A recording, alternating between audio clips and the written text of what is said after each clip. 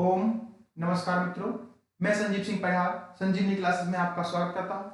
और इसके पहले मैंने आपको एक हिंदी की वर्णमाला से संबंधित थ्योरी की क्लास ली थी। उसमें मैंने बिल्कुल छोटी से छोटी बात आपको कवर करवाई थी जो कि एग्जाम्स में अलग अलग तरीके से पूछी जाती है।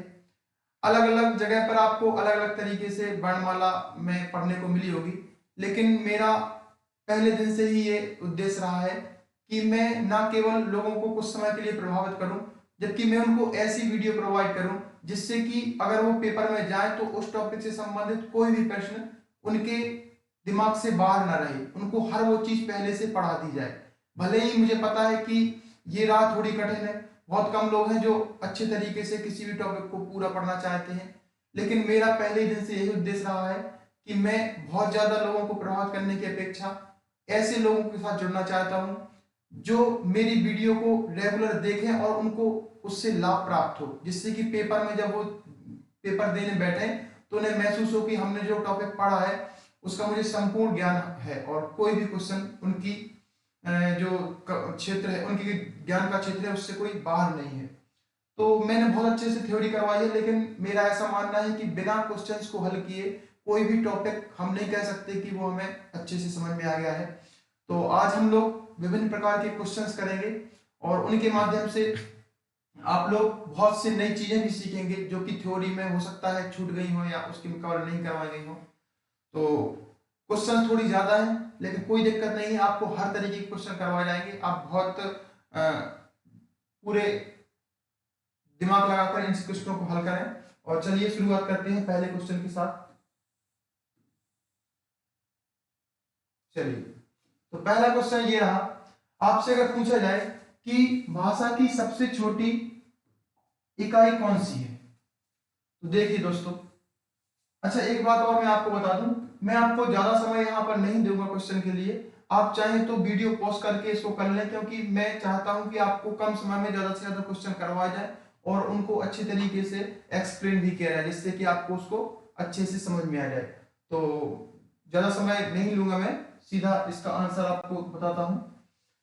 अगर आपसे पूछना है भाषा की सबसे छोटी इकाई कौन सी है, तो आपसे कोई अलग से कुछ शब्द किया नहीं गया, कहा नहीं गया है, तो भाषा की सबसे छोटी इकाई कौन सी मानी जाएगी? वर्ण। लेकिन ध्यान रखना, अगर आपसे इसी सवाल में यह पूछते कि मौखिक भाषा की सबसे छोटी इकाई, तो आप ध्यान रखना कि अगर हमने कहा कि मौखिक भाषा की सबसे छोटी इकाई, तो मौखिक भाषा की सबसे छोटी इकाई हो जाती है आपकी ध्वनि, जबकि लिखित भाषा की सबसे छोटी इकाई क्या है? लिखित भाषा की सबसे छोटी इकाई है वर्ण। वास्तव में ध्वनि और वर्ण एक ही है, बस लिखित और मौखिक में आपको थोड़ा अंतर याद रखना है इसका। इसके अलावा आपसे अगर ये कहा जाए कि भाषा की सबसे छोटी सार्थक इकाई क्या है, क्योंकि जो ध्वनि है या वर्ण है वो कोई भी आपका सार्थक विचार किसी तक पहुंचाने के लिए आवश्यक तो है नहीं, उतने में तो काम चलेगा नहीं, कम से कम एक शब्द तो चाहिए ही है। तो आपसे अगर पूछना है कि भाषा की सबसे सार्थक लघुत्तम इकाई है, भाषा की सबसे सार्थक सबसे छोटी इकाई, तो वो आपकी क्या हो जाएगी? शब्द। तो ध्यान रखना, भाषा की सबसे छोटी इकाई वर्ण है, या वर्ण ना हो ऑप्शन में तो ध्वनि है, और भाषा की सार्थक लघुत्तम इकाई क्या हो जाएगी? शब्द हो जाएगी। चलिए अगला क्वेश्चन देखते हैं हम लोग। ये रहा तीसरा क्वेश्चन आपके सामने, चलिए कीजिए। तो इसमें आपसे पूछा गया है कि पुल्लिंग स्वर कौन सा स्वर है। तो आपको मैंने थ्योरी की क्लास में बताया है कि पुल्लिंग स्वर का प्रयोग हम किसी शब्द को देर तक बोलने के लिए या उसको ध्वनि को लंबा खींचने के लिए हम लोग पुल्लिंग स्वर का प्रयोग करते हैं। और इसके लिए हम लोग या तो ये तीन शब्द ऐसे लिखते हैं, क्योंकि ये लगभग आपका जो हर्ष स्वर है इससे 3 गुना समय लेता है या 3 गुना से ज्यादा, इसलिए हम इसको 3 से व्यक्त करते हैं। या फिर हम लोग इसको, ये जो आपका गुरु स्वर है उसकी मात्रा को 2-3 बार लगा दें तो भी आपका क्या हो जाता है? पुल्लिंग स्वर। तो इसमें आप देख रहे हैं ए ऑप्शन में आपका ये ऐसा ओम लिखा हुआ है, जैसे हमको इसको बोलेंगे तो ओम, तो ओ को देर तक खींचना है, इसलिए हमने इसको पुल्लिंग स्वर लगाया इसमें। चलिए आगे देखें। अब आपसे पूछा गया है कि मात्रा के आधार पर स्वर कितने प्रकार के होते हैं। तो मैंने आपको थ्योरी की क्लास में भी इसको बताया था कि अगर आपको मात्रा के आधार पर पूछा जाए तो आपको ऑप्शन में 2 या 3 दिया जाएगा। जब दोनों ऑप्शन में दिया जाए तो आपको प्राथमिकता देनी है 3 को। इसका आंसर हो जाएगा 3। तो देखें आप कि मात्रा के आधार पर स्वर के भेद होते हैं 3। पहला आपका हो जाएगा ह्रस्व स्वर, दूसरा दीर्घ स्वर और तीसरा हो जाएगा आपका प्लुत स्वर। और जब आपको प्लुत स्वर ऑप्शन में ना दिया गया हो तो ह्रस्व स्वर और दीर्घ स्वर 2 मानेंगे। ठीक है, यहाँ चूंकि 3 ऑप्शन में दिया गया है तो हम इसका आंसर 3 मानेंगे। ये सारे पूछे हुए सवाल हैं, कोई भी प्रश्न ऐसा नहीं है जो आपकी प्रीवियस परीक्षा में पूछा ना गया हो, तो आप ध्यान रखना। चलिए आगे देखें। अगला क्वेश्चन देखिए, 5वां क्वेश्चन। इसका आंसर क्या होगा भाइयों, जल्दी से आप बताएं इसका आंसर। पूछा गया है कि मध्य स्वर क्या कहते हैं। मध्य स्वर कहते हैं किसको, इनमें से कौन सा मध्य स्वर है। तो आपको मैंने थ्योरी में पढ़ाया है, आपने पढ़ा होगा कि जिह्वा के आधार पर, जिह्वा के आधार पर जो स्वर है वो 3 प्रकार के होते हैं। कितने प्रकार के, 3 प्रकार के होते हैं। अग्र स्वर, मध्य स्वर और पश्च स्वर। तो अग्र स्वर में आपको मैंने बताया है छोटी ई, बड़ी ई, ए और आई, ये 4 आपके जो है वो अग्र स्वर है। और मध्य स्वर में आता है छोटा, और बाकी आपके जो भी स्वर है वो सब कह में आएंगे पश्च स्वर में। तो इसमें पूछा गया है मध्य स्वर, तो सीधा आंसर आपको ए लगाना, ये छोटा आ, तो डी ऑप्शन हो जाएगा छोटा आ। अगला है प्रसन्नता शब्द में कौन सी ध्वनि है। तो जो प्रसन्नता शब्द है इसमें कौन सी ध्वनि है, तो मैं आपको बता दूं कि यहाँ आपको देखो 3 ऑप्शन मिल रहे हैं। मैंने इसको थ्योरी में नहीं पढ़ा है इसलिए मैं आपको यहाँ पर अच्छे से समझा रहा हूँ, आप इसको समझ लीजिए। जो संयुक्त ध्वनि होती है इसका मतलब होता है कि कोई भी शब्द जब एक आधा व्यंजन और एक पूरा व्यंजन एक साथ मिले तो उसको हम लोग कहते हैं संयुक्त ध्वनि। जैसे हमने कहा संपर्क। तो देखिए यहां जो आपका मां व्यंजन है ये स्वर रहित है, और ये किसके, इसके बाद दूसरा अगला व्यंजन आ गया है, तो ये जो दोनों आप मिलकर ये क्या बनाएंगे यहाँ पर संयुक्त ध्वनि, तो इसको हम लोग कहेंगे संयुक्त ध्वनि। इसी प्रकार से बहुत से शब्द हैं, जैसे हमने कहा उन्नति, तो इसमें देखो ये ना 2 बार आया, ये भी आपका क्या है, आपका संयुक्त स्वर है। लेकिन संयुक्त स्वर के 2 भेद हैं। संयुक्त स्वर के कितने भेद हैं, 2 भेद। एक को कहते हैं युग्मक ध्वनि, एक को कहते हैं संपृक्त ध्वनि। युग्मक ध्वनि जब कहते हैं जब आपका संयुक्त स्वर समान प्रकार के व्यंजनों का आवृत्ति कर रहा हो। मतलब जैसे यहाँ पर ये इन्हीं को देखने आप, ये 2 शब्द लिखे हैं, एक में हमने यहाँ जो आधा स्वर लिया, ये आधा व्यंजन लिया मां, और एक पूरा व्यंजन, लेकिन यहाँ पर दोनों अलग अलग हैं। जब ये दोनों अलग अलग हैं तो इसको हम किसकी श्रेणी में रखेंगे, इसको हम रखेंगे संयुक्त की श्रेणी में। और जब एक ही शब्द 2 बार आए और एक बार वो बिना स्वर के आए और एक बार वो स्वर सहित आए, मतलब एक बार आधा और एक बार पूरा आए, तो इसको हम लोग किसमें रखेंगे, युग्मक ध्वनि में। तो ये दोनों ही आपके संयुक्त हैं। संयुक्त के 2 भेद हैं, एक है युग्मक, एक है संपृक्त। तो युग्मक में हम इसको रख देंगे उन्नति को, उन्नति को, या हम लोग कह दें कि उल्लास, उल्लास। तो यहां आप देख रहे हैं यहां पर ना शब्द 2 बार आया है, एक बार आपका स्वर रहित, एक बार स्वर के साथ में पूरा, तो ये आपका किस में आएगा, युग्मक में। यहाँ आधा ला फिर पूरा ला, तो यहाँ भी क्या है, युग्मक में। और अगला जैसे हमने कहा संपृक्त क्या है, तो संपृक्त में आपके ये अलग अलग स्वर होते हैं। जैसे हमने कहा एक शब्द है संपर्क, देखो एक शब्द यहाँ मां आया, स्वर रहित है, ये आधा है, और ये पा आया, दोनों अलग अलग है। सेम होते तो इसमें रखते संयुक्त में, और अलग अलग है तो संपृक्त। इसी प्रकार से आप और भी कई शब्द बना सकते हैं। जैसे हमने कहा उत्कल या उत्पल, तो देखो यहां पर हमने कहा उत्पल, तो ये उत्पल में आधा लाया फिर पाया, तो गलत लिख दिया मैंने, उत्पल लिखना है, उत्पल, तो आधा ता और फिर पूरा पा, तो यहाँ पर क्या में आएगा, संपृक्त में। ये कॉन्सेप्ट यही समझ लीजिए।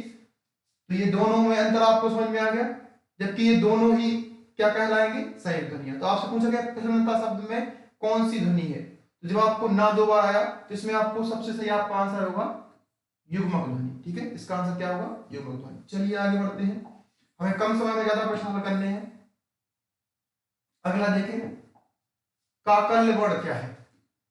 तो काकल्य वर्ण जो है, इसके लिए हमने आपको थ्योरी की क्लास में अच्छे से समझाया है। काकल का मतलब होता है जो कंठ से अचानक से ध्वनि, तीव्र ध्वनि के साथ बाहर निकले, इसका अर्थ होता है काकल। इसका मतलब क्या होता है? काकल। तो आपका जो हा है, हा, ये आपका क्या कहलाता है? काकल। और मैंने इसके बारे में और भी कई चीजें बताई थी। इस हा को हम लोग काकल्य व्यंजन भी कहते हैं, इसी को हम लोग स्वर यंत्र मुखी भी कहते हैं, स्वर यंत्र मुखी। इसका मतलब है कि जो हा को बोलने के लिए हमारा मुख है वो एक प्रकार से कंठ ही है, क्योंकि इसका उच्चारण सीधे कंठ से होता है, हा हा। तो स्वर यंत्र मुखी, स्वर यंत्र माने कंठ और मुखी माने मुख, तो ये सीधे कंठ से बुलाता है, तो स्वर यंत्र मुखी। अगला आपका, इसी को हम लोग कहते हैं अली जिह्वा। अली जिह्वा, अली जिह्वा मतलब भौरे की जीभ वाला। तो जैसे भौरा भन भन की आवाज करता है, गुंजन, इसी प्रकार हा के उच्चारण में गुंजन की आवाज होती है, हा। तो इसलिए अली जिह्वा भी कहते हैं इसको। और एक और शब्द बताया था मैंने आपको, इसको कहते हैं काकल्य हो गया, स्वर यंत्र मुखी, अली जिह्वा, और इसको कहते हैं उरस्व। उरस्व, उरस्व मतलब ये हृदय से बोला जाता है। इसकी जो वायु है सीधे हृदय से निकलकर और अन्य जो हमारे मुख के कंठ तालु मूर्धा दंत ओष्ठ ये सब हैं, इनसे टच ना होकर सीधे हृदय से निकलती है। तो हृदय माने होता है उर माने होता है हृदय, तो इसका नाम उरस्व भी है। चलिए अगला क्वेश्चन, अमानक वर्ण क्या है? तो देखो, बहुत से शब्द जो कि संस्कृत में प्रयोग होते थे उनको हम लोगों ने हिंदी में ग्रहण नहीं किया है, तो वो हिंदी के लिए कैसे हो गए? अमानक। भारत सरकार ने 1967 के दौरान जब हिंदी के मानक शब्दों को लिया तो उसमें कुछ शब्दों को नहीं लिया, उनको अमानक मान लिया, क्योंकि उनका प्रयोग नहीं होता है वर्तमान में। तो ऐसे कुछ शब्द हैं, यहाँ पर थोड़ी टाइपिंग मिस्टेक की वजह से ये तो सारे आपके मानक ही हैं, इसमें कोई अमानक नहीं है। लेकिन अगर हम यहाँ पर इसको, ये जो भा लिखा है इसमें ऐसे ऐसे लगा दें, ये ऐसे, इसको हम अलग से भी लिख के बता दे रहे हैं, इसको लिखने के बाद ऐसा, तो ये जो है संस्कृत में प्रयोग होता था लेकिन ये हिंदी में प्रयोग नहीं होता, तो ये आपका कैसा हो जाएगा? अमानक। तो इसका आंसर ये होगा, इसको आपको ऐसे लिखा मिलेगा। इसके अलावा भी हम आपको एक दो शब्द और बता दें जो कि ज्यादा ऊंचे जाने का चांस है। जैसे जो ये वाला स्रा है आधा, तो ये संस्कृत में होता था, हिंदी में नहीं है, तो ये हिंदी में कैसा हो गया? अमानक। इसी प्रकार से जैसे आपका एक संस्कृत में ये वर्ण हुआ करता था कि आधा जो अंगा है और इसके साथ में प्रा, ऐसे प्रा। अब तो हम लोग ये बोल नहीं पाते हैं। इसी प्रकार से पहले ये वाला ला बोलते थे, ये इसका उच्चारण अलग था, तो ये इसी प्रकार से बहुत से वर्ण हैं, तो ज्यादातर ये इन्हीं में से आपको पूछाएगा। तो ये सारे कैसे हो गए हिंदी के लिए? अमानक हो गए। तो ये आंसर हो गया आपका ये। चलिए आगे देखते हैं अगला क्वेश्चन, 9 नंबर पूछा गया है, निम्नलिखित में से नवीन विकसित ध्वनियां कौन सी? तो नवीन विकसित ध्वनियां वो ध्वनियां कहलाती हैं जो हमारी हिंदी में नहीं थी, मतलब संस्कृत में नहीं थी और हिंदी में भी नहीं थी, लेकिन जब बहुत सी भाषाओं के लोग हमारे देश में आए तो उनके संपर्क में आने से बहुत से नए जो शब्द हैं वो हमारी भाषा में प्रयोग होने लगे, और उन शब्दों को हम लोगों ने क्या नाम दिया है? या तो हम उनको कहेंगे नवीन विकसित ध्वनियां, नवीन विकसित ध्वनियां, उन्हीं को हम लोग कहेंगे आगत वर्ण। क्या कहेंगे? आगत वर्ण। उन्हीं को हम लोग कहेंगे गृहीत वर्ण, गृहीत माने ग्रहण किए हुए, तो गृहीत वर्ण, या उन्हीं को हम लोग विदेशी भाषा के वर्ण भी कह सकते हैं। ठीक है, विदेशी भाषा के वर्ण। चलिए, तो अब आपको हमने ये बताया है कि हिंदी में जो स्वर है वो केवल एक है जो आगत है, ओ। डॉक्टर, कॉलेज, इन सब में ओ प्रयोग होता है, तो ये तो स्वर है। और अगर व्यंजन की बात करें तो व्यंजन में हमने आपको बताया था कि मुख्य रूप से आपके का, खा, गा, जा और फा, इन सभी के नीचे मैंने नुक्ता लगाया है। इसका मतलब है कि ये नुक्ता के साथ प्रयोग होते हैं, लेकिन आजकल किताबों में और एग्जाम्स में भी ये नुक्ता ना भी लगाएं तब भी आपको ध्यान रखना है कि यही शब्द है। अब हम ये तो नहीं कह सकते हर बात में कि कोर्ट में जाएंगे या इस पे वो करेंगे कि हमें तो नुक्ता नहीं मिले तो कैसे मानेंगे। खैर ये हमारे हिंदी में तो थे ही, लेकिन इनका जो नुक्ता लगाने से जो अलग प्रकार का उच्चारण होता है वो हमने माना कि ये दूसरी भाषा से लिया है। तो यहाँ पर ये नुक्ता वाले ये शब्द आपके कैसे हो जाएंगे, और ये 5 ही मुख्य रूप से हैं, का, खा, गा, जा, फा। और कभी कभी इसमें इसको भी शामिल कर लेते हैं, जो आपका डा है और ये नुक्ता इसके नीचे लगा दें, और ये ढा, नुक्ता वाला। नुक्ता या इसको कहते हैं अधोबिंदु या इसको कहते हैं निम्न बिंदु, नीचे क्यों लगाता है। ये केवल उर्दू, अरबी, फारसी भाषाओं के ये शब्द हैं, तो हिंदी में नहीं है। तो ये आपके इनमें से ही कोई माने जाएंगे। नुक्ता जरूरी है, लेकिन नुक्ता ना भी लगाओ तब भी हमें एग्जाम में अपने विवेक के अनुसार इसको हल करना है। तो बताओ इसमें तो और कोई है नहीं, खा और गा ही हो सकते हैं इनमें से, देख लें आप, भले ही यहाँ नुक्ता ही लगाओ। तो आप ये नहीं कह सकते कि इसमें नुक्ता ही लगा तो हम नहीं मानेंगे। हाँ, नुक्ता लगाना चाहिए, शुद्ध रूप से नुक्ता ही आपका विदेश से माना जाएगा या आपका नवीन विकसित ही माना जाएगा। लेकिन कोई बात नहीं, हमें प्रश्न में नंबर चाहिए है, हम हर बात पे क्लेम नहीं कर सकते कि ऐसा होना चाहिए। चलिए आगे देखें, युग्मक ध्वनियां कौन सी हैं। देखो अभी मैं पिछले क्वेश्चन में बता चुका हूं आपको युग्मक ध्वनियां कौन सी हैं। तो युग्मक ध्वनियां कौन सी हैं, यहाँ पे देखो का एक बार आया, सर रहे थे, फिर दूसरी बार आया, तो क्या ये आपका युग्मक हुआ? बिल्कुल सही है। ये आपका क्या होगा? संप्रक्त, इसलिए क्वेश्चन में बताया था आपको। अब है आपका आप अगला है अनन्या। तो ये अनन्या आपका युग्मक नहीं होगा, क्योंकि ना पहले आता, अगर आता फिर ना आता तो बात होती है। यहाँ देखो आधा ना है फिर या है, ये भी आपका कैसा हो जाएगा, ये दोनों आपके संप्रक्त हो जाएंगे। बाकी इसमें तो कोई है नहीं, ठीक है। इस संतान को हम लोग कह सकते हैं संतान, क्योंकि ऐसा भी लिखते हैं संतान, इसके बारे में बताएंगे। जो पंचमाक्षर होते हैं इनको हम लोग अनुस्वार के रूप में बदल देते हैं। तो ये संतान ऐसा भी लिखा जा सकता है, ऐसा भी लिखा जा सकता है, लेकिन फिर भी यहाँ पे देखें आप, तो ये ना है, यहाँ ता है, ये भी आपका युग्मक नहीं बन सकता है। अगर बनेगा तो ये आपका संपर्क बनेगा। क्या बनेगा? संपर्क। तो ये तो है ही नहीं, इसलिए इसका आंसर क्या हो जाएगा? इसका आंसर आपका हो जाएगा पक्का। चलिए आगे बढ़ते हैं, अगला क्वेश्चन देखिए जल्दी से। कौन से शब्द में रेफ का प्रयोग हुआ है? तो रेफ का मतलब होता है, रा जो है, रा ऐसा वर्ण है कि जब ये आधा होता है, आधा मतलब स्वर रहित होता है, ये वाला शुद्ध व्यंजन का रूप, रा का रूप ये वाला, जब इसके साथ व्यंजन ना जुड़ा हो तो ये अपने आगे वाले वर्ण के ऊपर आ जाता है, एक प्रकार से मात्रा के रूप में। उसी को हम लोग कहते हैं रेफ। क्या कहते हैं? रेफ। तो आपको दिख रहा होगा यहां पर जो कर्म शब्द है इसमें ये रा। अच्छा, इसका हम आपको अगली क्लास में पल्लवन करना सिखाएंगे कि शब्दों को हम बिखेर कर उनको एक एक सबसे छोटे भागों में, वर्णों में तोड़कर कैसे लिख सकते हैं। तो यहां देखिए आप, जैसे कर्म लिखा है मान लो, तो कर्म कैसे लिखेंगे हम लोग? कर्म हम लिखेंगे का हलंत प्लस, अब एक चीज ध्यान रखो इसमें, ये क्रम लिखा है क्रम, तो जब दो वर्ण आपस में एक साथ जुड़कर लिखे हों तो जो नीचे होता है वो होता है पूरा, और जो ऊपर होता है वो होता है आधा। भले ही ये ऊपर वाला हमें देखने में पूरा लग रहा और नीचे जो रा लगा है इसकी रा की ये रे, तो ये आपको लग रहा है आधा, लेकिन ये नहीं। आपको ध्यान क्या रखना है कि जो नीचे वाला होता है वो पूरा होता है।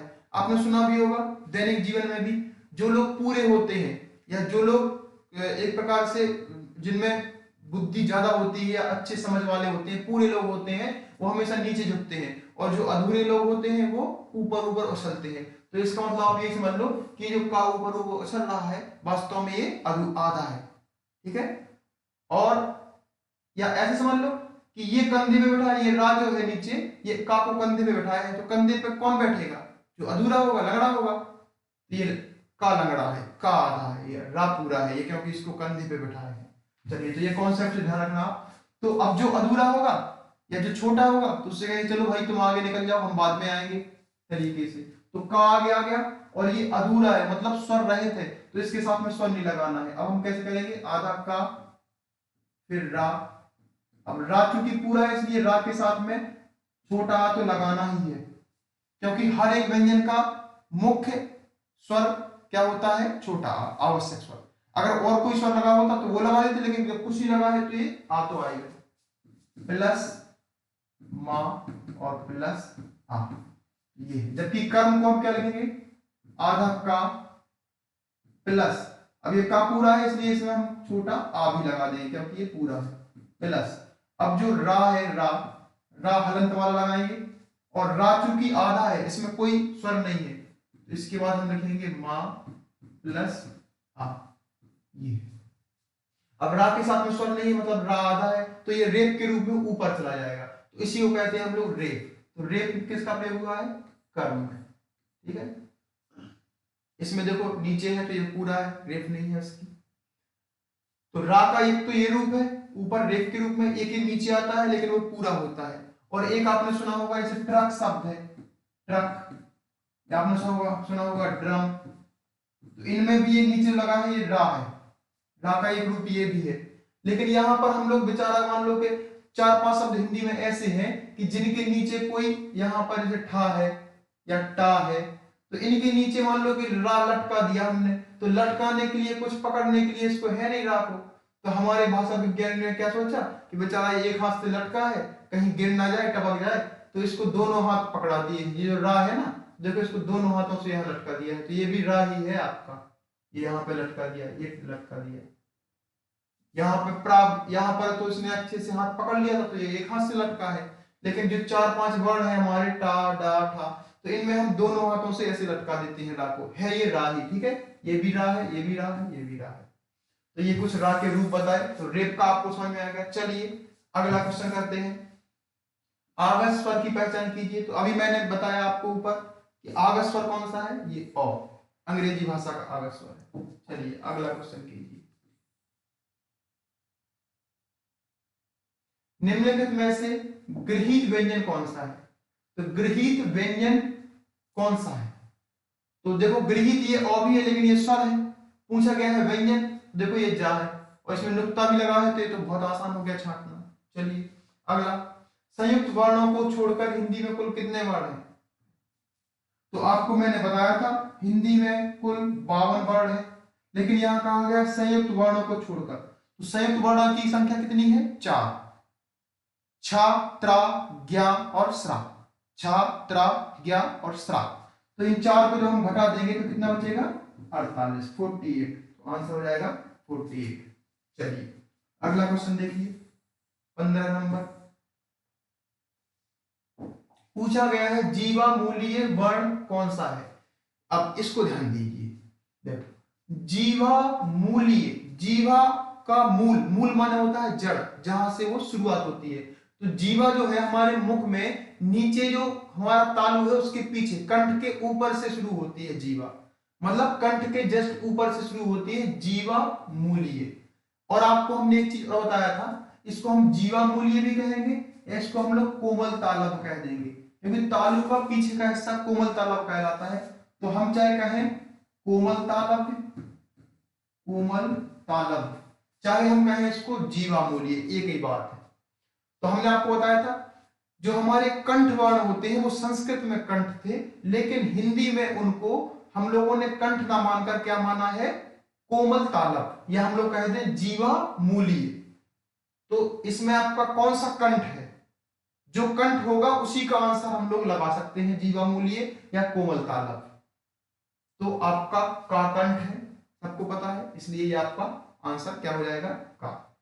बाकी ये दंती सा है, दंत से बोला जाता है। ता कैसा है आपका? ये आपका दंती है। ये ना कैसा है?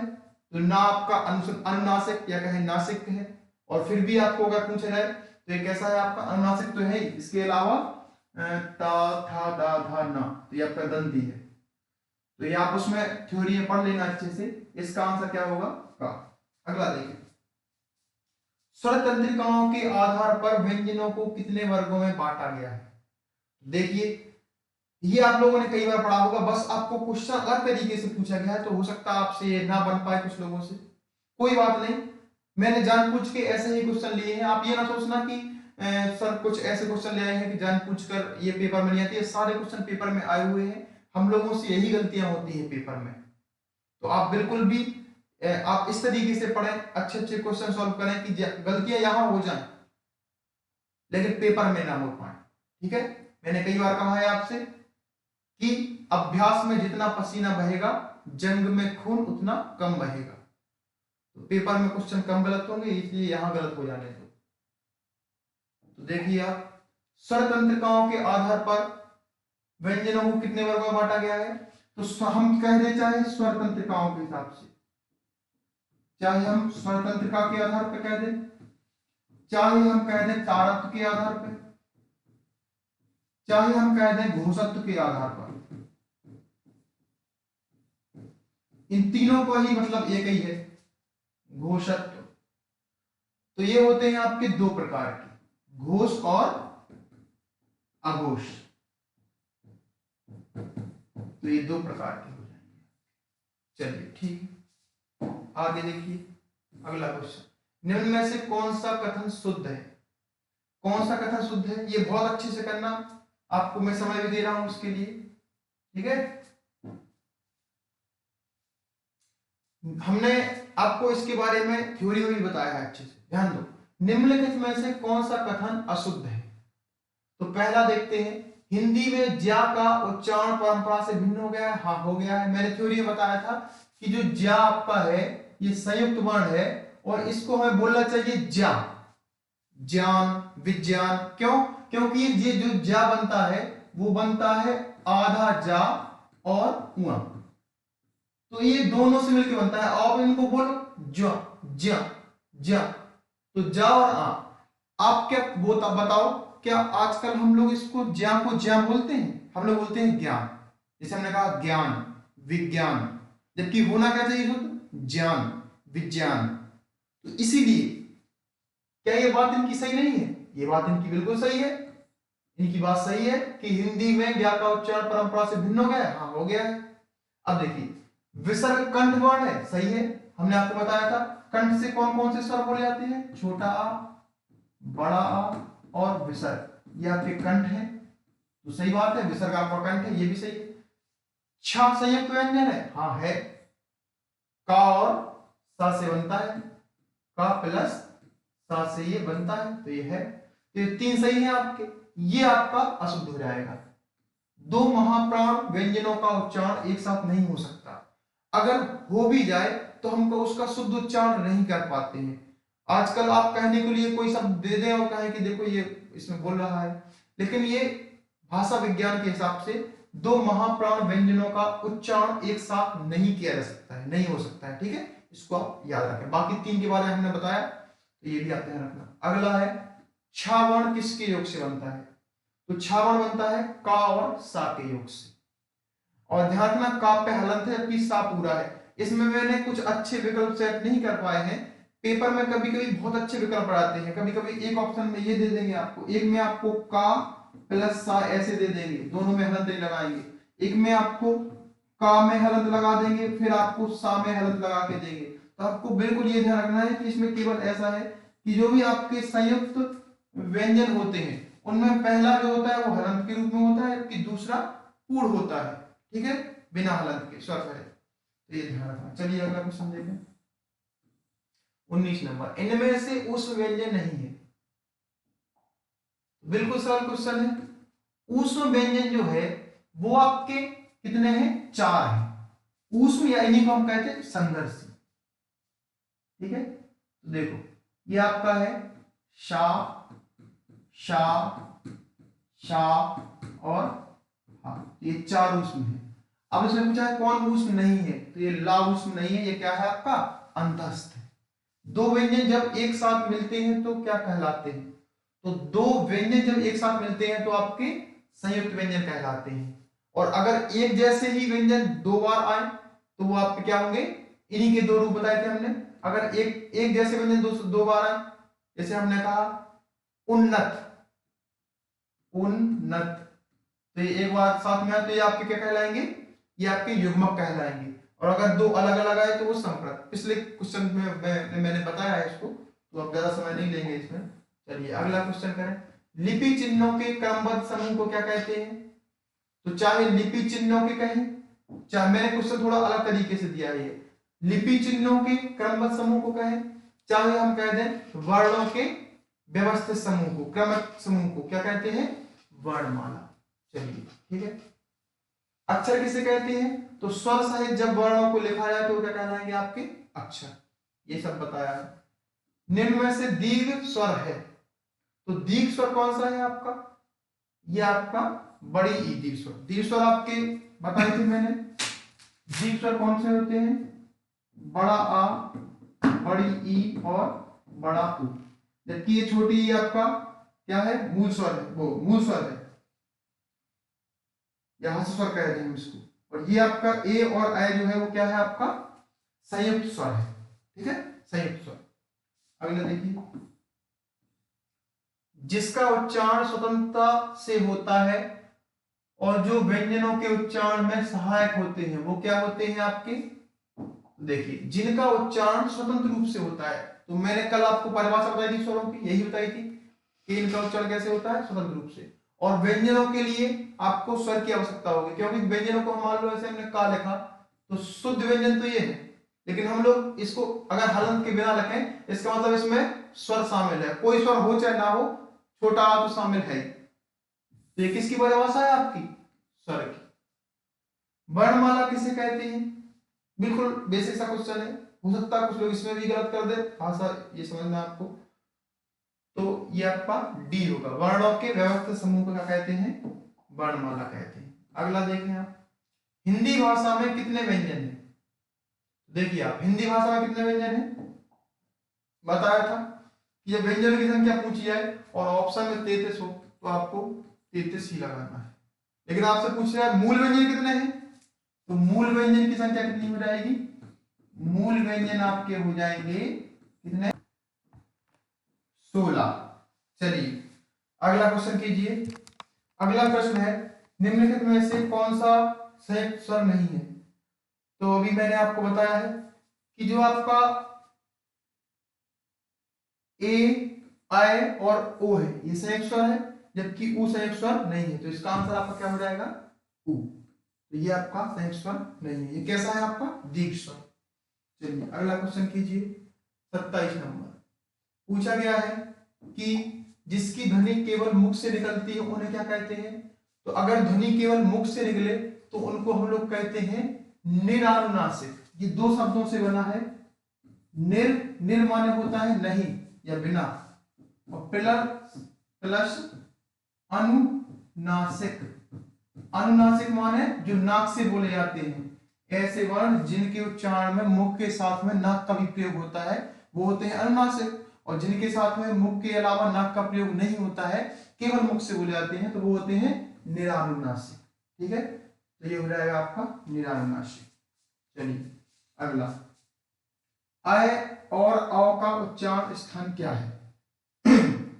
तो आपको मैंने जो स्वर की उच्चारण स्थान की टेबल बनाई थी और ट्रिक से भी बताया था, उसमें आपने देखा होगा कि जब मैंने आपको अ और अ बताया था तो उसमें आपको हमने कंठ तालब, अ और अ के ए और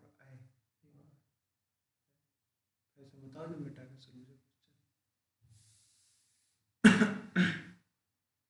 अगला क्वेश्चन है, अ और अ, ए और अ का उच्चारण स्थान है। तो ए और अ का उच्चारण स्थान मैंने आपको बताया था, जो मैंने थ्योरी की क्लास ली उसमें टेबल बना के ट्रिक के माध्यम से, और आपको कई बार बताया कि जो ए और अ है इसका उच्चारण स्थान होता है कंठ तालब, जबकि आपका जो ओ और अ है, ओ और अ, इसका उच्चारण स्थान क्या हो जाएगा, कंठोष्ठ। कंठ से आपके बोले जाते हैं छोटा आ, बड़ा और विसर्ग। तो ये आप ध्यान रखना, छोटा ऊ और बड़ा ऊ। चलिए आगे देखते हैं। अगला क्वेश्चन है कि किस वर्ण का उच्चारण स्थान कंठ तालु है। तो आपको बताना है कि कंठ और तालु। तो चलिए कीजिए क्वेश्चन, किस वर्ण का उच्चारण स्थान कंठ तालु है। तो अभी मैंने आपको बताया, हा तो आपका केवल कंठ से बोलाता है, और छा जो है वो तालु से बोला जाता है। ओ जो है वो आपका ओ और औ, तो ये बोले जाते हैं आपके कंठ और ओष्ठ, तो कंठोष्ठ। और अभी पिछले क्वेश्चन में भी इसी के बारे में चर्चा की थी, तो ये आपका कंठ तालु हो जाएगा अय। अगला, हिंदी की मूर्धन्य ध्वनि है। तो मूर्धन ध्वनि आपको मैंने कोड नंबर दिए थे, 1 से कंठ, 2 से तालु, 3 से मूर्धा। तो तीसरे पे क्या आता है, ये कावर, ये चावर, ये टावर। देखिए आप टा ठा डा ढा इसमें आ रहे हैं, तो आपके हो जाएंगे मूर्धन। जबकि चा आपका आता है तालु में, पा फा बा भा ये आपके ओष्ठ, और ता था धाना ये आपको क्या में आता है दंत। चलिए अगला क्वेश्चन कीजिए। उच्चारण की दृष्टि से कौन सा विकल्प शुद्ध है? तो सा बोला जाता है दंत से, ये दंती सा है, बिल्कुल सही है। तो ये आपका विकल्प शुद्ध पूछा गया है, तो यही आपका आंसर हो जाएगा। ये आपका गलत है, ये गलत है। सा कहां से हुआ था, तालु से, ये उल्टे लिखे हैं। और ये बोला जाता है कैसे, ये मूर्धन्य से, ये मूर्धन्य होगा। जबकि चा आपको कैसे बोलाता है, तालु से। ये भी गलत, ये भी गलत, ये आपके साथ। निम्न में से कंठ वर्ण है, देखिए कंठ वर्ण जो है आपका बड़ा आ भी है, हा भी है, और विसर्ग भी है, ये विसर्ग का चिन्ह लगा है, ये आपका आंसर हो जाएगा। ठीक है, बाकी सब आपके गलत है। आगे देखिए अगला क्वेश्चन, निम्न में से ओष्ठ वर्ण कौन सा है? तो जो ओष्ठ वर्ण है, मैंने अभी पिछले क्वेश्चन में बताया था, तो आपका जो छोटा ऊ और बड़ा ऊ है वो आपका कैसा है, ओष्ठ वर्ण है। तो यहाँ पे आपका आंसर क्या हो जाएगा, ओष्ठ में क्या हो जाएगा, छोटा ऊ।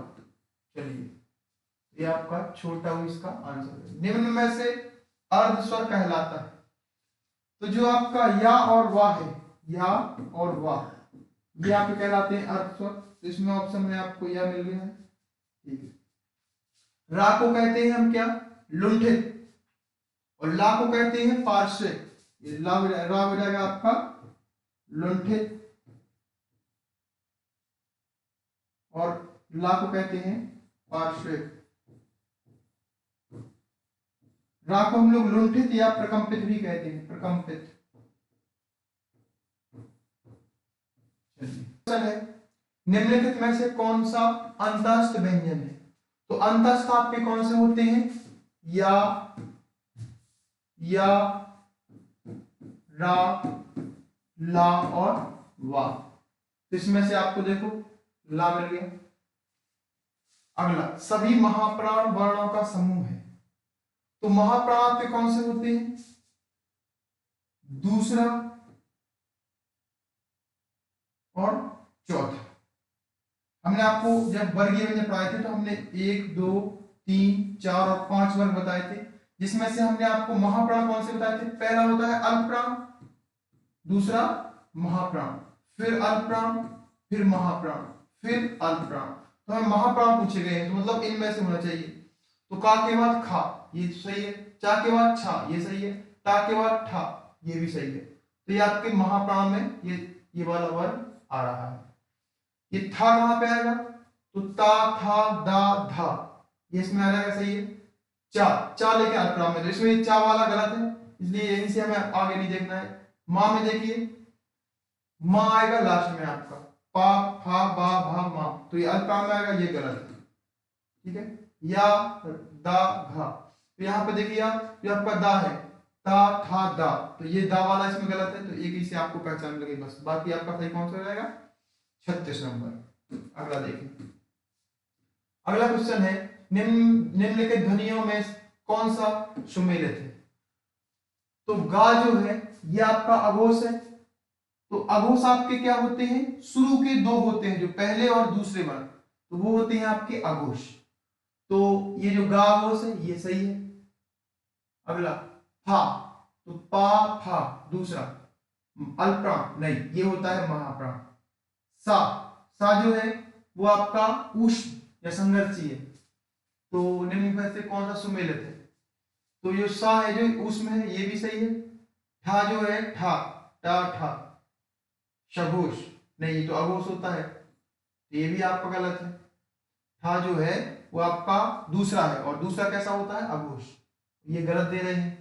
और फा जो है वो अल्प प्राण है, पा फा, तो अल्प प्राण महाप्राण, ये भी गलत है आपका। सा जो है उसमें अब गा कहीं हमने, का खा गा, तो ये अघोष, ये घोष, ये भी गलत है, ये मैं गलत बोल गया यहाँ पे, इसको आप देख लेना, ये भी आपका गलत है। तो आपसे पूछा सुमेलित कौन है, तो ये हो गया। ठीक है, चलिए आगे।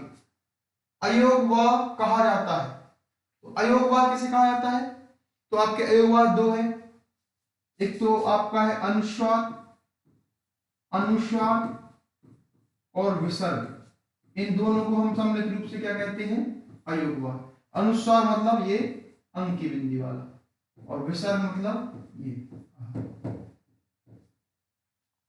तो अयोगवाह किसे कहा जाता है, विसर्ग को। ठीक है, विसर्ग मिल गया आपको, तो ये अयोगवाह का हिस्सा है। चलिए तो देखिए 30 नंबर क्वेश्चन पूछा गया, प्रत्येक वर्ग का दूसरा और चौथा वर्ण क्या कहलाता है। तो अभी पिछले क्वेश्चंस में हमने इसकी बात की है। तो जो दूसरा और चौथा है वो आपका क्या होता है, तो महाप्राण होता है। तो महाप्राण व्यंजन जो है वो सही है, ठीक है। अल्पप्राण तो होता नहीं है, तो ये तो गलत हो जाएगा। उच्छिष्ट होता नहीं, उच्छिष्ट आप क्या कहलाते हैं, उच्छिष्ट या ताड़नजात, ये हम डा और ढा को कहते हैं, ये नुक्ता वाले, ये तो गलत है। अनुनासिक तो है नहीं, ये गलत है, आपको आंसर ये अगला। अघोष वर्ण कौन सा है, तो अघोष कौन सा होता है, स्वर तो सारे घोष होते हैं, ये तो होगा नहीं। और जा जो है आपका अघोष होते हैं शुरू के दो वर्ण, तो शुरू के दो कौन रहा, चा छा जा, ये तो आ नहीं रहा है। हा जो है आपका ये कैसा है, घोष है, ये अघोष नहीं है। जबकि ये जो है आपके ये अघोष है, तो आपका ये जो सा है तीनों, ये तीनों अघोष है। चलिए मैंने आपको वीडियो में इसको अलग से लिख के बताया है, 13 जो होते हैं आपके, 13 या 14 वो सारे आपके अघोष। चलिए आगे देखें जल्दी से, रा प्लस मा। तो शुरुआती प्रश्नों में आपने देखा होगा, मैंने इनका पलवन करके देखा था, जब ये आधा रा हो तो वो कौन सा रहता है, ऊपर रेत के रूप में, तो क्या होगा इसका आंसर, ये वाला। ठीक है, इसका मतलब क्या हुआ, तो मां हलंत के साथ में है प्लस ऋषि। ठीक है, इसका मतलब मां आधा और रा पूरा, और रा पूरा तो रा के बाद में हमें छोटा आ का स्वयं लेना था, ये आपका आंसर ये वाला हो जाएगा। चलिए पक्षी में कितने व्यंजन हैं, तो देखो जब हम व्यंजनों की बात करें तो पक्षी शब्द में देखना पा प्लस आ प्लस का प्लस शा, तो ये आपको शा को जब आप तोड़ेंगे तो एक, ये स्वर है इसको लिखने नहीं, 1 2 और 3, तो इसका आंसर हो जाएगा 3। ठीक है, चलिए अगला। ये देखो ये जो क्वेश्चंस हैं, ये क्वेश्चन जो व्यक्ति करते हैं वो औरों से अलग हो जाते हैं। जो सामान्य सरल क्वेश्चन है वो हर व्यक्ति कर लेता है, उसके करने से बहुत कुछ फर्क पड़ने वाला नहीं है। जो ये क्वेश्चन सॉल्व करता है पेपर में मेरिट में वही आता है। तो मेरा प्रयास यही है कि जो सामान्य क्वेश्चन सब करते हैं वो तो आप करें, और जो कुछ अच्छे क्वेश्चंस ऐसे हैं आपको वो भी करना है, क्योंकि आपका सिलेक्शन आप मेरिट में इन्हीं क्वेश्चनों की वजह से आएंगे। ठीक है, तो चलिए अगला क्वेश्चन देखें आप। ये क्वेश्चन था ना, ठीक। चलिए 43 शब्दकोश में पहले आने वाला शब्द है। तो देखिए शब्दकोश में पहले आने वाला शब्द है, इसके लिए आपको अलग से एक क्लास में मैं पढ़ाऊंगा पूरा टॉपिक, अभी यहाँ पे आप समझ लो। तो पहला जब हम वर्ड देखें तो वा सब में है, तो ठीक है, तो ये वा प्लस आ प्लस अब क्या हो जाएगा वक्त, ये आपका होगा इसमें वक्त, तो ये का आएगा, का आधा है प्लस आधा ता प्लस ता और फिर आ, तो ये ऐसे होगा। वर्ण में तो आपका सीधा सीधा हो जाएगा, जल्दी देखिए आप, वा प्लस आ प्लस रा प्लस आ, ये रा लिखा है, आ लिखा है, वाह। अब देखिए आप प्लस का प्लस आ, इसी प्रकार से वक्त में तो वा प्लस आ प्लस का, ये का आधा है इसलिए इसके साथ में हम स्वर नहीं लगाएंगे, लेकिन रा पूरा है, पिछली क्वेश्चन में बताया था, तो रा को हम लोग कैसा कर देंगे पूरा। ये पलवा करना भी सीख लो आप, आगे काम आएगा, पूछ जाता है। वर्ग में देखो वा प्लस आ, ये पूरा है ना, अब रा रेप के रूप में है, मतलब ये आधा है, इसमें स्वर नहीं लगाएंगे, और गा प्लस आ। इसको मैं क्या अलग से एक क्लास लूंगा, उसमें बताऊंगा। तो अब देखिए व सेम है सब में, तो इससे हम डिसाइड नहीं कर सकते। आ भी सब में सेम है। फिर देखेंगे इसमें कौन पहले आएगा, रा इन दोनों में ही में का है, तो पहले कौन आता है का, इसलिए कौन सा आंसर आएगा आपका, शब्द को उसमें पहले कौन आएगा ये, उसके बाद कौन सा आएगा, ये भी का है। अब ध्यान देना वा इसमें सेम है, फिर आ है, वा इसमें है, आ इसमें है, दोनों में है। अब तीसरे नंबर पे का इसमें है, का इसमें है, लेकिन हमें डिसाइड करना है किससे, अगले वाले से। ये तीन सेम है, इसमें भी सेम है। अब ये ता है पहले कि रा है, पहले क्या आता है ता, इसलिए हमने ये लगाया। फिर दूसरे नंबर पे क्या आएगा आपका, ये आएगा, और फिर तीसरे नंबर पे आपका आएगा ये, और चौथे नंबर पे आएगा ये। इसकी क्लास अलग से लूंगा मैं। चलिए चा छा जा झा उदाहरण है, कहते हैं, तो इसको हम लोग स्पर्श संघर्षी कहते हैं। स्पर्श तो है ही, साथ में संघर्षी का व्यवहार भी प्रदर्शित करते हैं, इसलिए स्पर्श संघर्षी व्यंजन है। यह आपको सब बताया गया है। जिसने वीडियो नहीं देखी वो पहले वीडियो देखे, अगर आपको नहीं आ रहा है तो। जीवा की नोक जब ऊपर की ओर दांतों की पंक्ति के सामने वाले दांत के ऊपरी हिस्से से संपर्क में आकर वायु के प्रवाह को अवरुद्ध करती है, ऐसे उच्चारण स्थान को क्या कहा जाता है। तो मैंने आपको बताया था कि जब जीभ दांतों के ऊपर टच होकर किसी भी शब्द को बोलती है, तो दांतों के ऊपर जो होता है क्या होता है, मसूड़ा।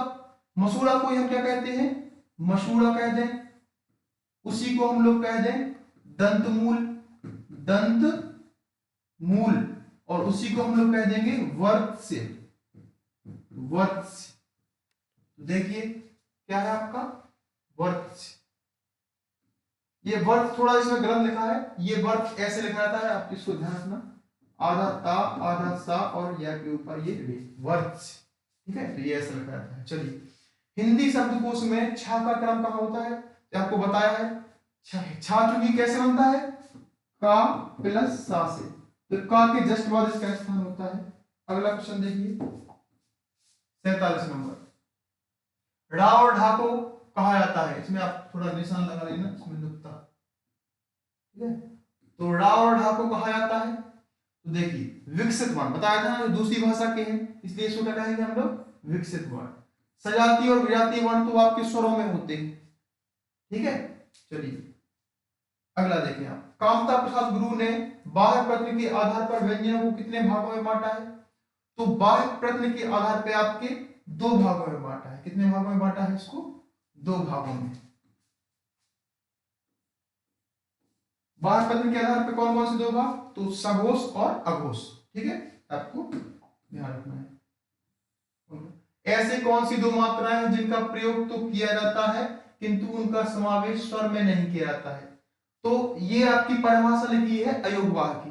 अयोगवाह का मतलब आ माने नहीं, योग माने जुड़ना, वाह माने साथ में, तो जिनको हम ना तो स्वरों के साथ में जोड़ते हैं ना ही व्यंजनों के साथ में। स्वरों के साथ में इसलिए नहीं जोड़ते हैं क्योंकि इनका उच्चारण स्वतंत्र रूप से नहीं होता है, और व्यंजनों के साथ में इसलिए नहीं जोड़ते हैं क्योंकि ये जो है मात्रा के रूप में काम नहीं करते। देखा ना, ऐसे कौन सी दो मात्राएं हैं जिनका प्रयोग किया जाता है किंतु उनका समावेश स्वर में नहीं किया जाता, तो ये आपकी क्या है, अंग और आह, मतलब विसर्ग, विसर्ग और अनुस्वार, अयोगवाह। अगला प्रा का पूर्ण रूप है, तो प्रा में पूर्ण वर्ण कौन सा है, तो ये आपको बताया मैंने, ये पा जो है वो आधा है और जो नीचे रा है वो पूरा है, ठीक है। ऐसे जो ऊपर होता है वो आधा और नीचे होता है पूरा, तो पूरा कौन है, रा है। चलिए अगला देखना। आधुनिक व्याकरण की दृष्टि में बा वर्ण का वैशिष्ट है, तो देखो जो बा है आपका वो किस में आता है, पा फा बा, तीसरे में आता है, मतलब तीसरा आपका, पहले तो आपको ध्यान देना है कि अल्पप्राण महाप्राण अल्पप्राण, तो ये अल्पप्राण तो होगा पहले, तो प्राण की दृष्टि से कैसा होगा, अल्पप्राण, तो एक तो ये होना चाहिए इसमें। और अगर हम घोष अघोष की दृष्टि से देखें तो पहले दो अघोष और अगले पर घोष, ये घोष भी होना चाहिए। और क्या क्या है, अच्छा इसका स्थान, उच्चारण स्थान, तो ये आता है पा वर्ग वाले में, तो क च ट त क, पांच लास्ट वाली में आता है, मतलब ये ओष्ठ से होगा, ठीक है, ओष्ठ। इसके अलावा ये आपका स्पर्श व्यंजन है, स्पर्श व्यंजन है, तो ये सारी चीजें किस में है, आप देखिए ओष्ठ है, इसमें स्पर्श है, अल्पप्राण है, और आपका अघोष, ये अघोष गलत है, ये तो गलत हो जाएगा, निरानुनासिक तो सही है, निरानुनासिक मतलब ये नाक से नहीं बुलाया, तो इसका एक और इसमें आपको निरानुनासिक ये भी होना चाहिए। तो देखें आप, तो निरानुनासिक तो सब में है। अब ये ओष्ठ है, चलिए तो ओष्ठ तो होना ही चाहिए आपका। दंतोष्ठ है तो गलत है, इसमें दंतोष्ठ है तो गलत है। अब ओष्ठ इसमें है, ओष्ठ इसमें है, स्पर्श दोनों में है। अब अल्पप्राण महाप्राण से हमें अंदाज लगाना है कि कौन सा गलत है। तो ये देखो अल्पप्राण है, तो कौन सा आंसर हो जाएगा आपका, ये आपका क्या है, अल्पप्राण। तो ये अल्पप्राण है और ये पा फा बा, अल्पप्राण और घोष होना चाहिए, तो ये आपका बा है। तो पा फा बा, एक आपका ये तो अल्पप्राण तो हो गई, और ये घोष भी होगा और ओष्ठ भी होगा, स्पर्श व्यंजन है ही और निरानुनासिक है। ये 5 चीजें हो जाएगी। क्या किसी विकल्प में है, चलिए देखिए, देखते हैं। घोष होना चाहिए, इसमें तो घोष है, दंतोष्ठ लेकिन दे रहे हैं, ओष्ठ स्पर्श महाप्राण दे रहे हैं।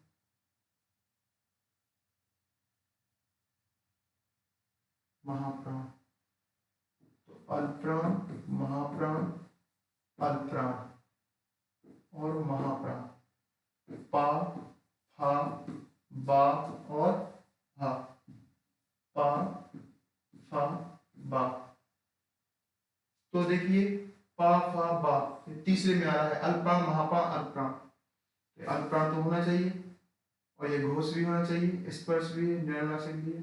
तो हमें लगता है इसमें वैसे कोई भी सही आंसर नहीं दिया गया है, क्योंकि अगर वो ओष्ठ है तो उसमें आपका फिर ओष्ठ के साथ में स्पर्श सही है और अल्पप्राण होना चाहिए, अल्पप्राण सही है, लेकिन इसमें ये अघोष दे रहे हैं, तो ये आपका एक इसमें भी गलत हो रहा है, इसमें भी गलत हो रहा है। तो आप ये ऐसा मान के चलिए कि आप फिर इसको सही लगा दिए, क्योंकि ओष्ठ को हम लोग ना माने अगर, तो ये दंतोष्ठ मान ले हम लोग, और फिर बाकी इसमें सब सही है, स्पर्श भी है, अल्पप्राण भी है, घोष भी है और निरानुनासिक भी है।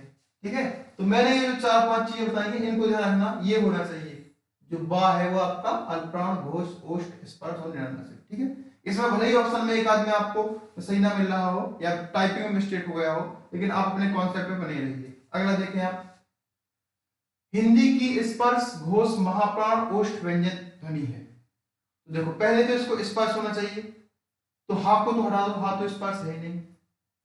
अब आपका पूछा गया है कि ओष्ठ, यहां से आप चेक करें, पहले ओष्ठ होना चाहिए। ओष्ठ आपके कौन से हैं, तो आपका जो कचट तप, तो जो पा वर्ग होता है, पा फा बा भा मा, तो वो होता है इसमें। देखिए ठा वाला तो रिजेक्ट हो जाएगा, तो टा में आता है, ये तो गलत हो जाएगा, और ता वाले में ये गलत, तो आपका भा ही हो जाएगा। आपको इनको चेक करने की भी जरूरत नहीं थी, सीधा ओष्ठ से आप देख लेते, केवल ओष्ठ यही है और कोई ओष्ठ नहीं है। ठीक है, तो जरूरत नहीं है कि हम सबको चेक करें, समय बचाना है हमें। चलिए आगे देखें,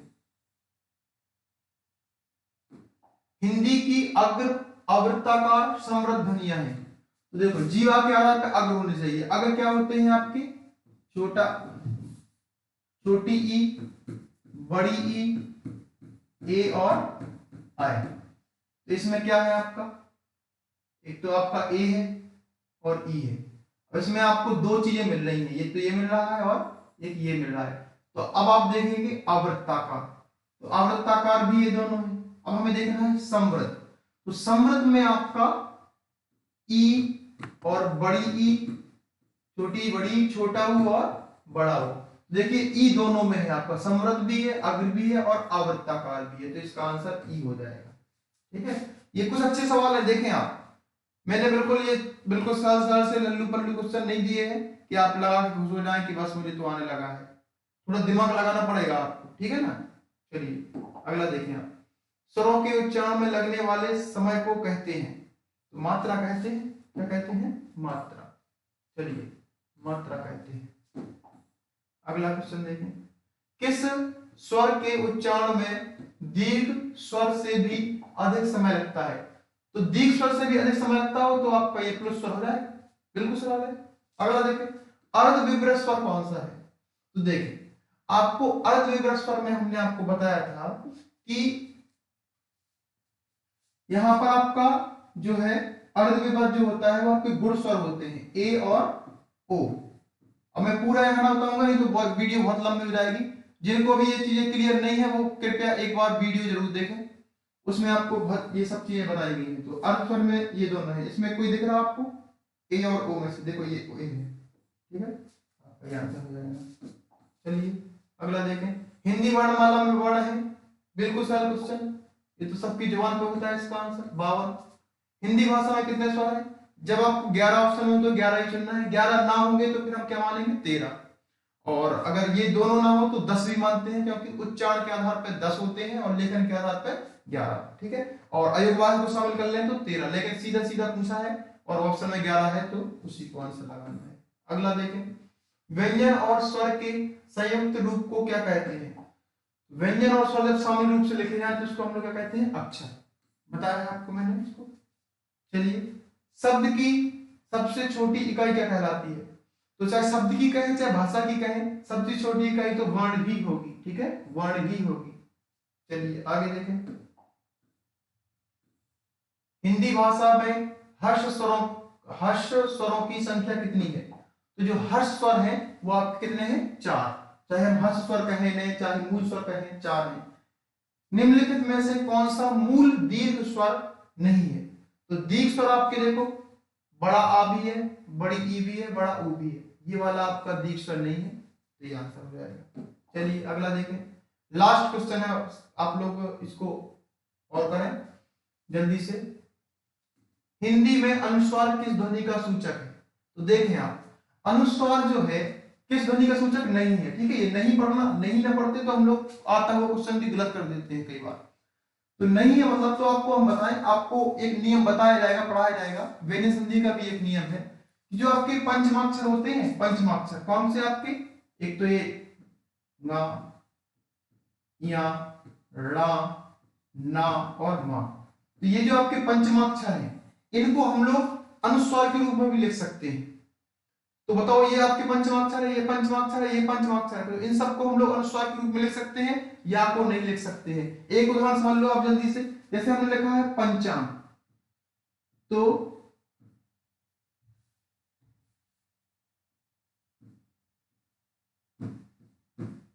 पंचांग पुराने समय में ऐसा लिखा जाता था पंचांग, लेकिन अब हम लोग इसको पंचमाक्षर को अनुस्वार के रूप में पावत करके ऐसा भी लिख सकते हैं,